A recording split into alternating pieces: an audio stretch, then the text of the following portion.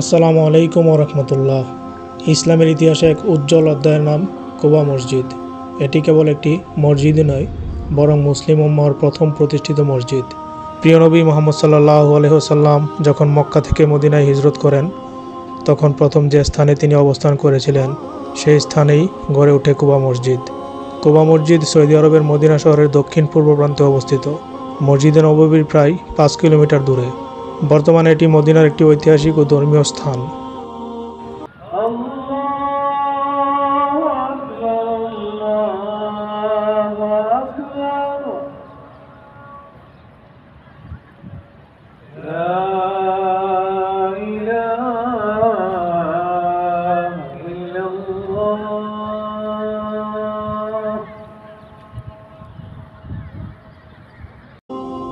হিজরতের সময় নবীজি সাল্লাল্লাহু আলাইহি ওয়াসাল্লাম 14 দিন কুবা অঞ্চলে অবস্থান করেছিলেন।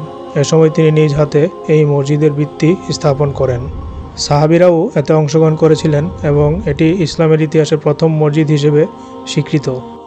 পবিত্র কোরআনে আল্লাহ তাআলা কুবা মসজিদ সম্পর্কে বলেন, তোমরা এমন এক মসজিদে দাঁড়ানোই অধিক উপযুক্ত যে মসজিদ প্রথম দিন থেকেই তাকওয়ার উপর প্রতিষ্ঠিত হয়েছে। সূরা আত-তাওবা আয়াত 108।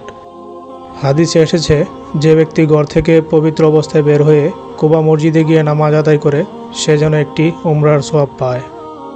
এটি আজও মুসলিমদের জন্য একটি অত্যন্ত ফজিলতপূর্ণ স্থান, যেখানে লক্ষ লক্ষ মানুষ প্রতি বছর ইবাদতের উদ্দেশ্যে যান। বর্তমানে কুবা মসজিদে সৌদি সরকার আধুনিকভাবে পুনর্নির্মাণ করেছেন। এতে রয়েছে বিস্তৃত নামাজের জায়গা, শীততাপ নিয়ন্ত্রিত ব্যবস্থা, নারী ও পুরুষের আলাদা জায়গা, পরিচ্ছন্নতা ও আধুনিক সুযোগ সুবিধা। কুবা মসজিদ কেবল একটি প্রাচীন স্থাপনা নয়, বরং এটি তাকওয়া, ঐক্য ও ইবাদতের প্রতীক। প্রতিটি মুসলমানদের উচিত এই মসজিদের গুরুত্ব অনুধাবন করা এবং সম্ভব হলে জীবনে অন্তত একবার এই পবিত্র স্থানটি পরিদর্শন করা। আল্লাহ সবাইকে তৌফিক দান করুন।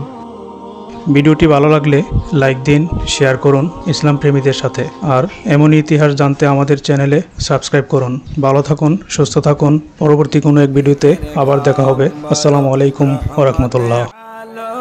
নবী নূরে মুজাসসাম বলো রহমতে আলম, নবী নূরে মুজাসসাম।